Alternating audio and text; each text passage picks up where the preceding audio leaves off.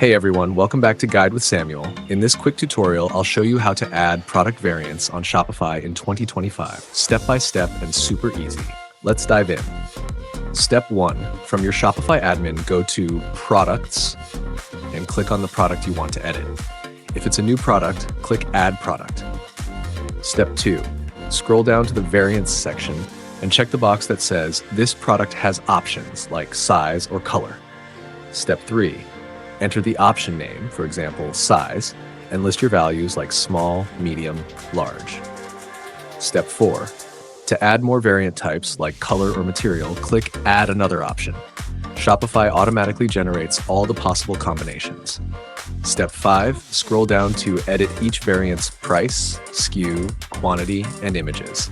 You can also bulk edit these details using the Edit button above the list. Step 6, click Save once everything looks good. Your store will now display a drop-down menu or swatches based on the variants you added. Tip: be sure to upload accurate photos for each variant so customers see exactly what they're buying.